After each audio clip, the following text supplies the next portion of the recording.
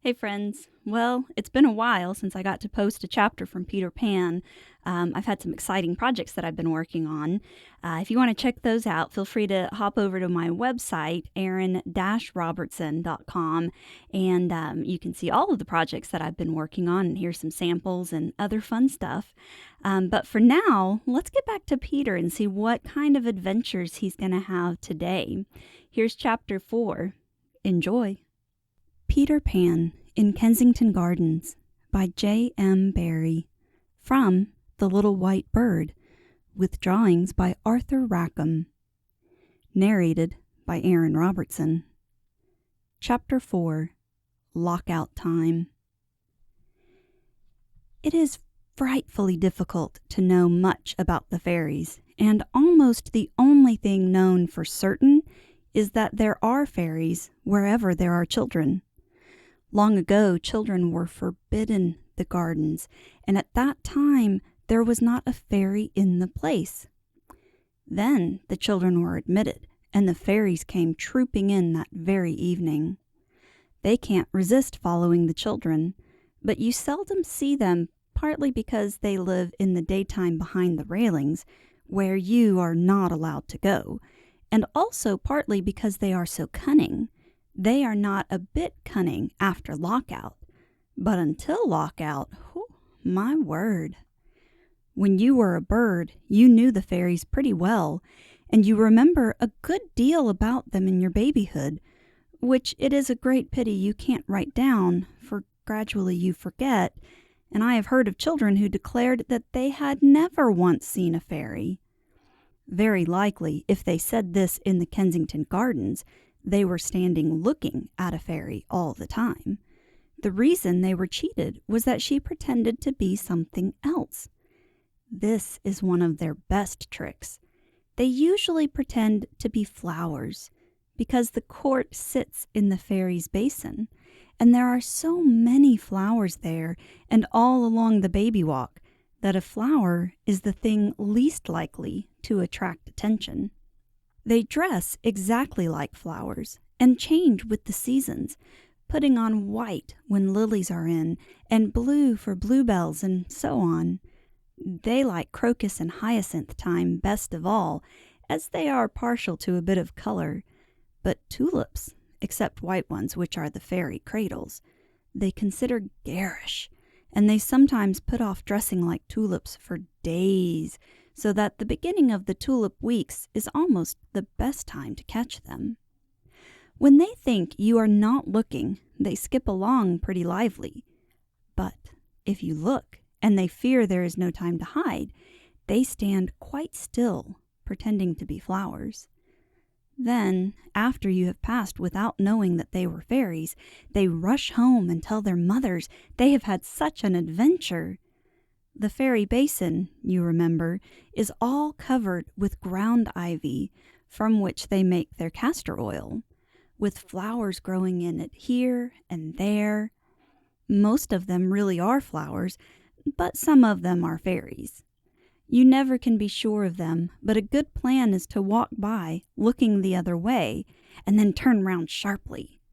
Another good plan, which David and I sometimes follow, is to stare them down. After a long time, they can't help winking, and then you know for certain that they are fairies.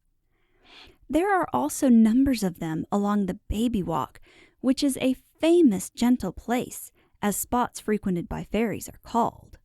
Once, 24 of them had an extraordinary adventure. They were a girls' school out for a walk with the governess, and all wearing hyacinth gowns, when she suddenly put her finger to her mouth, and then they all stood still on an empty bed and pretended to be hyacinths. Unfortunately, what the governess had heard was two gardeners coming to plant new flowers in that very bed. They were wheeling a handcart with the flowers in it, and were quite surprised to find the bed occupied.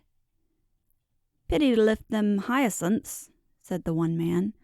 "Duke's orders," replied the other, and having emptied the cart, they dug up the boarding school and put the poor, terrified things in it in 5 rows. Of course, Neither the governess nor the girls dare let on that they were fairies, so they were carted far away to a potting shed, out of which they escaped in the night without their shoes, but there was a great row about it among the parents, and the school was ruined. As for their houses, it is no use looking for them, because they are the exact opposite of our houses. You can see our houses by day, but you can't see them by dark. Well, you can see their houses by dark, but you can't see them by day, for they are the color of night. And I never heard of anyone yet who could see night in the daytime. This does not mean that they are black, for night has its colors, just as day has, but ever so much brighter. Their blues and reds and greens are like ours, with the light behind them.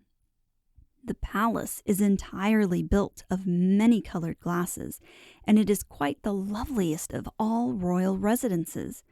But the queen sometimes complains, because the common people will peep in to see what she is doing. They are very inquisitive folk, and press quite hard against the glass, and that is why their noses are mostly snubby. The streets are miles long and very twisty, and have paths on each side made of bright worsted. The birds used to steal the worsted for their nests, but a policeman has been appointed to hold on at the other end. One of the great differences between the fairies and us is that they never do anything useful. When the first baby laughed for the first time, his laugh broke into 1,000,000 pieces, and they all went skipping about. That was the beginning of fairies. They look tremendously busy, you know, as if they had not a moment to spare. But if you were to ask them what they are doing, they could not tell you in the least. They are frightfully ignorant, and everything they do is make-believe. They have a postman, but he never calls except at Christmas with his little box. And though they have beautiful schools, nothing is taught in them.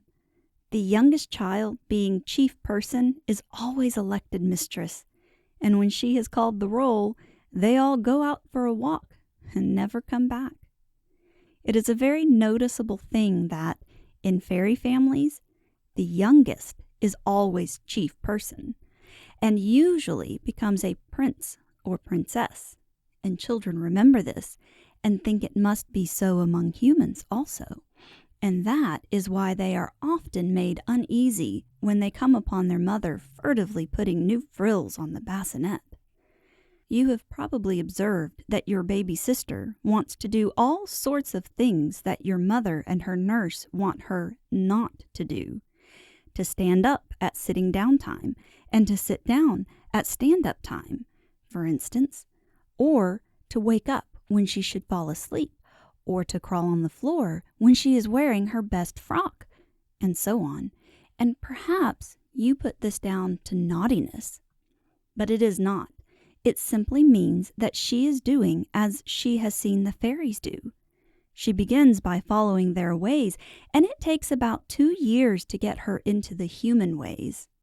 Her fits of passion, which are awful to behold and are usually called teething, are no such thing.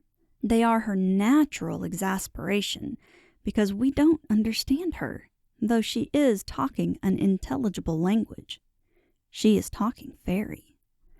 The reason mothers and nurses know what her remarks mean before other people know, as that gooch means give it to me at once, while wah is why do you wear such a funny hat, is because mixing so much with babies, they have picked up a little of the fairy language.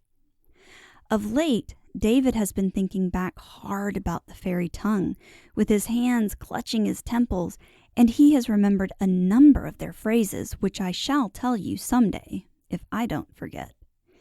He had heard them in the days when he was a thrush, and though I suggested to him that perhaps it is really bird language he is remembering, he says not, for these phrases are about fun and adventures, and the birds talked of nothing but nest building.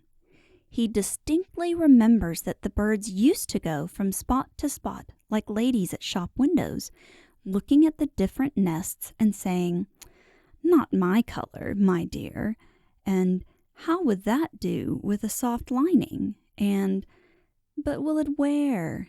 and "Oh, what hideous trimming?" and so on. The fairies are exquisite dancers, and that is why one of the first things the baby does is to sign to you to dance to him, and then to cry when you do it. They hold their great balls in the open air in what is called a fairy ring. For weeks afterwards you can see the ring on the grass.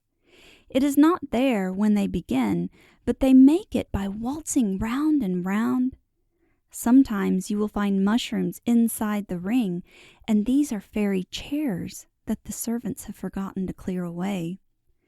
The chairs and the rings are the only telltale marks these little people leave behind them, and they would remove even these were they not so fond of dancing that they tow it till the very moment of the opening of the gates. David and I once found a fairy ring, quite warm. But there is also a way of finding out about the ball before it takes place. You know the boards which tell at what time the gardens are to close today? Well, these tricky fairies sometimes slyly change the board on a ball night, so that it says the gardens are to close at 6:30, for instance, instead of at 7. This enables them to get begun half an hour earlier. If, on such a night, we could remain behind in the gardens, as the famous Mamie Mannering did, we might see delicious sights.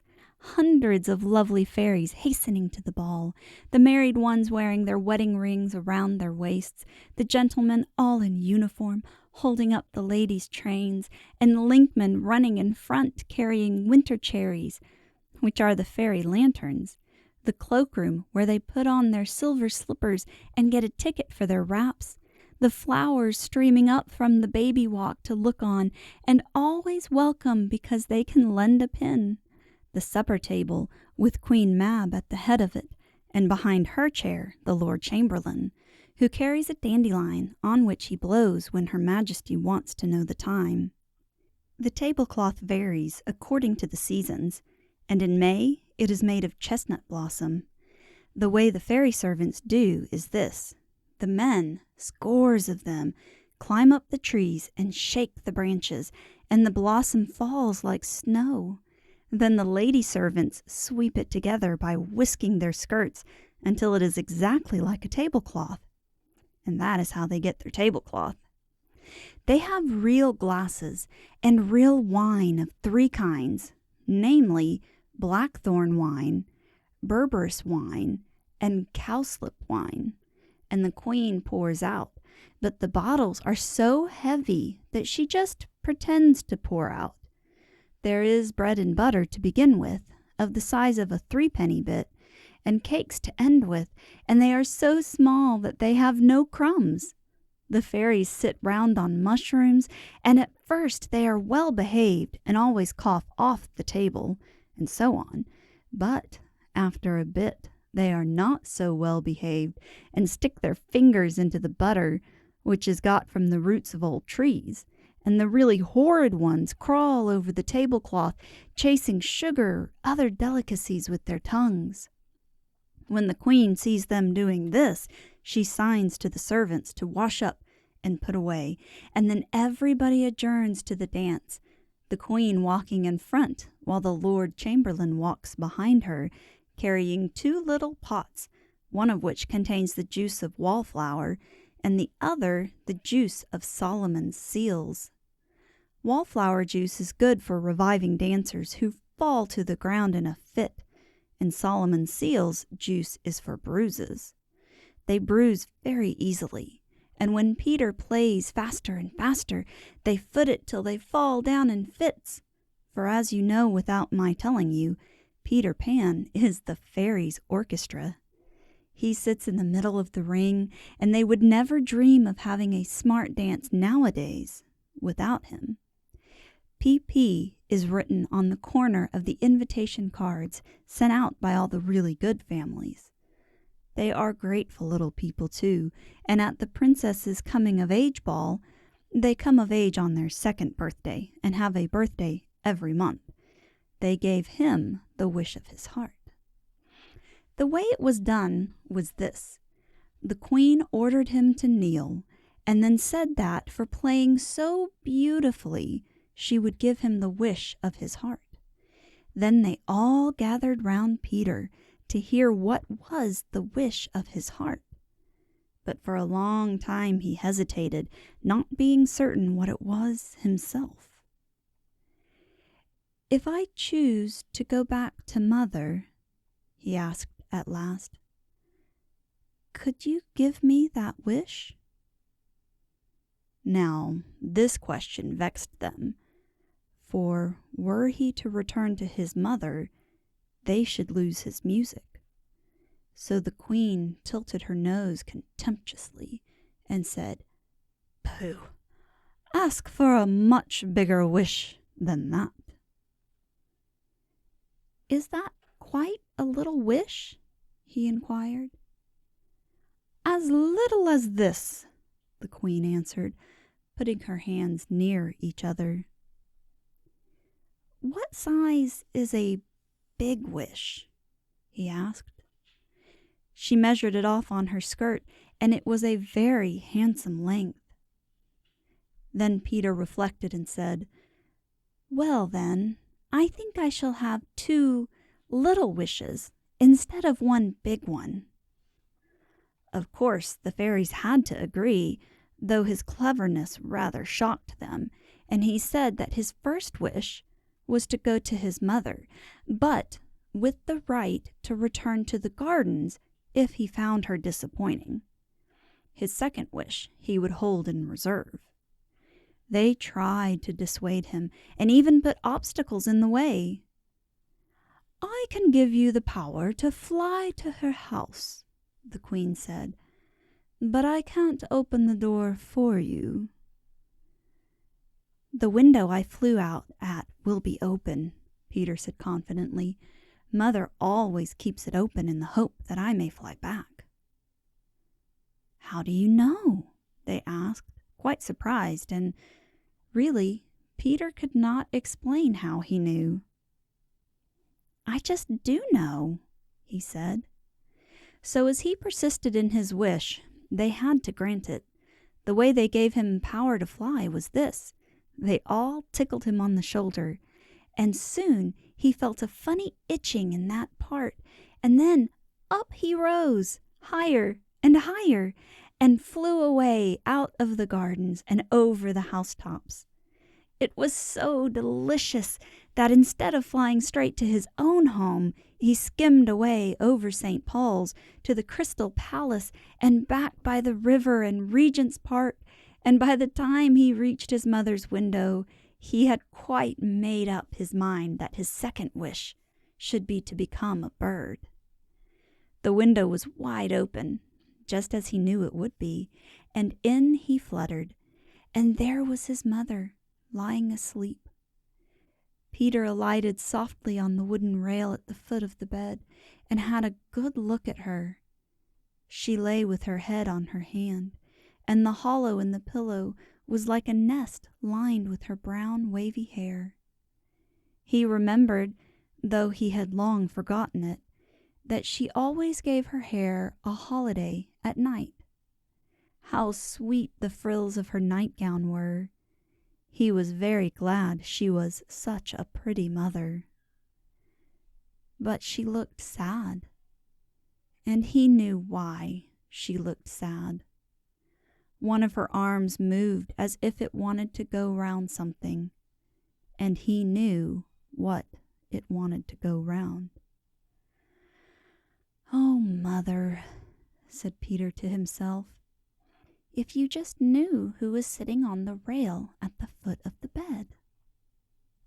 Very gently he patted the little mound that her feet made, and he could see by her face that she liked it. He knew he had but to say, "Mother," ever so softly, and she would wake up. They always wake up at once if it is you that says their name.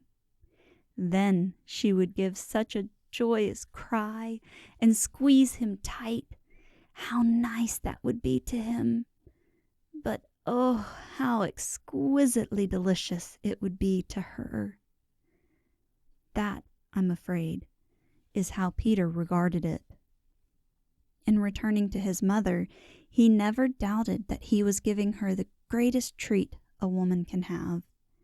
Nothing can be more splendid, he thought, than to have a little boy of your own. How proud of him they are, and very right and proper too. But why does Peter sit so long on the rail? Why does he not tell his mother that he has come back? I quite shrink from the truth, which is that he sat there in two minds. Sometimes he looked longingly at his mother, and sometimes he looked longingly at the window. Certainly it would be pleasant to be her boy again. But on the other hand, what times those had been in the gardens! Was he so sure that he should enjoy wearing clothes again? He popped off the bed and opened some drawers to have a look at his old garments. They were still there, but he could not remember how you put them on. The socks, for instance, were they worn on the hands or on the feet? He was about to try one of them on his hand when he had a great adventure. Perhaps the drawer had creaked. At any rate, his mother woke up, for he heard her say, "Peter," as if it was the most lovely word in the language. He remained sitting on the floor and held his breath, wondering how she knew that he had come back. If she said "Peter" again, he meant to cry "Mother" and run to her. But she spoke no more. She made little moans only, and when he next peeped at her, she was once more asleep, with tears on her face. It made Peter very miserable, and what do you think was the first thing he did? Sitting on the rail at the foot of the bed, he played a beautiful lullaby to his mother on his pipe. He had made it up himself out of the way she said "Peter," and he never stopped playing until she looked happy. He thought this was so clever of him that he could scarcely resist wakening her to hear her say, "Oh, Peter, how exquisitely you play." However, as she now seemed comfortable, he again cast looks at the window. You must not think that he meditated flying away and never coming back. He had quite decided to be his mother's boy, but hesitated about beginning tonight. It was the second wish which troubled him. He no longer meant to make it a wish to be a bird, but not to ask for a second wish seemed wasteful, and of course he could not ask for it without returning to the fairies. Also, if he put off asking for his wish too long, it might go bad. He asked himself if he had not been hard-hearted to fly away without saying goodbye to Solomon. "I should like awfully to sail in my boat just once more," he said wistfully to his sleeping mother. He quite argued with her as if she could hear him. "It would be so splendid to tell the birds of this adventure," he said coaxingly. "I promised to come back," he said solemnly, and meant it, too.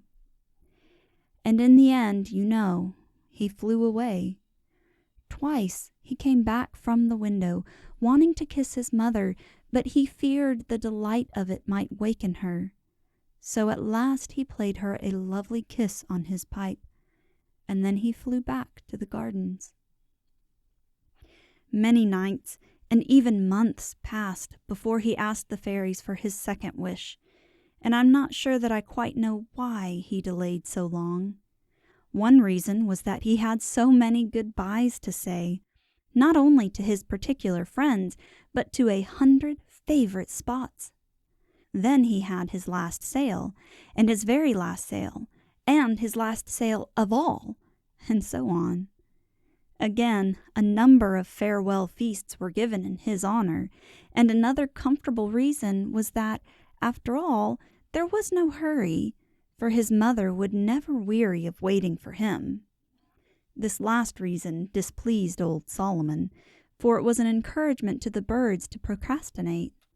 Solomon had several excellent mottos for keeping them at their work, such as, "Never put off laying today because you can lay tomorrow," and "In this world there are no second chances." And yet, here was Peter, gaily putting off, and none the worse for it.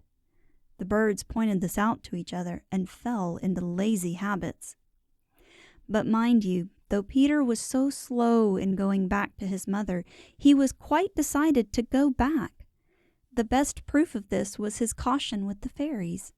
They were most anxious that he should remain in the gardens to play to them, and to bring this to pass, they tried to trick him into making such a remark as, "I wish the grass was not so wet," and some of them danced out of time in the hope that he might cry, "I do wish you would keep time."